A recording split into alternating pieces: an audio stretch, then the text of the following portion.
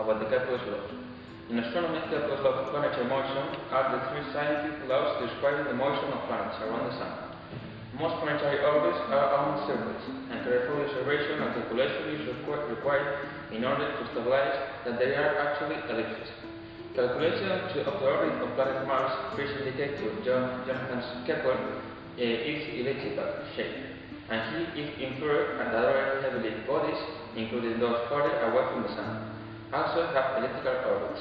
Kepler's work includes the heliocentric theory of Nicolaus Copernicus, explaining how the planet's speeds vary, and using elliptical orbits rather than circular orbits with epicycles. Isaac Newton saw in 1687 that relationships like Kepler will apply in the solar system, so a good approximation, as a consequence of his own laws of motion, a law of universal gravitation. Kepler's laws are part of the foundation of modern astronomy. The mathematical model of the kinematics of a planet subject to the laws allow a large range of other calculations. The first law says us that the orbit of a planet is an ellipse, with the Sun one of the two opposite. So we can see here the elliptical orbit of the Earth around the Sun. Here we can see the Earth, which has a mass and an angular velocity.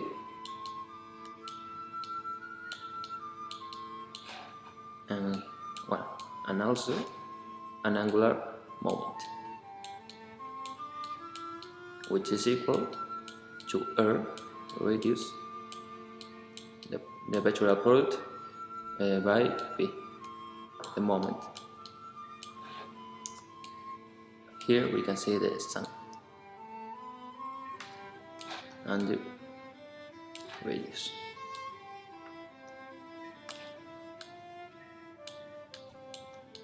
Which change around the orbit. Okay, this P is equal to mass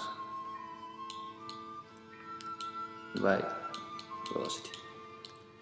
Okay, with this formula we can obtain that L, the angular moment, is perpendicular always with the Earth, the radius.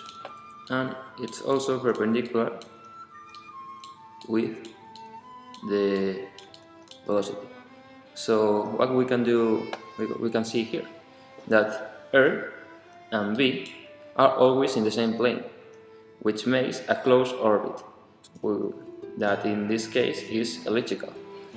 Now we are going to talk about the second Kepler's law. The second Kepler's law says that a line joining a planet and the Sun sweeps out equal areas during an equal intervals of time. The orbital radius and angular velocity of the planet in the elliptical orbit will vary. This is shown in the animation where the planet travels faster when close to the Sun, then slower when far from the Sun. Kepler's second law states that the blue sector has constant area. Now we are going to explain the second Kepler's law. Here we have the Sun and the Earth written down in a diagram, and now we are going to show where is the velocity and the acceleration. The blue arrow is the velocity and the black arrow is the acceleration pointing to the Sun. A line joining a planet and the Sun sweeps out equal areas during equal intervals of time.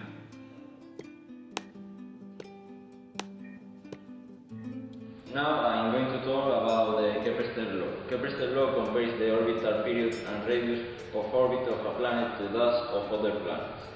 Unlike Kepler's first and second laws that describe the motion characteristics of a single planet, the third law makes a comparison between the motion characteristics of different planets. Kepler enunciated in 1619 this third law in a laborious attempt to determine what he viewed as the music of the spheres, according to precise laws, and expressed it in terms of musical notation, so it was known as the harmonic law.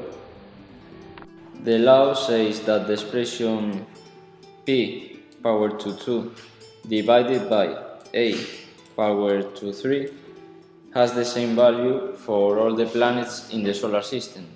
Here, P is the time taken for a planet to complete an orbit around the Sun, and A is the value between the maximum and minimum distance between the planet and the Sun. The modern formulation with the constants evaluated reads as t power to 2 divided by r power to 3 is equal to 4 by p power to 2 divided by g by m, where t is the orbital period of the orbiting body, m is the mass of the star, g is the universal gravitational constant, and r is the radius. In the full formulation under Newton's law of motion, n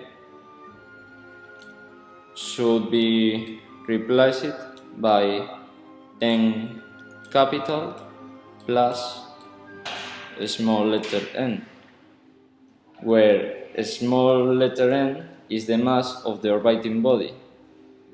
Consequently, the proportionality constant is neutrally the same of each planet. And that's all.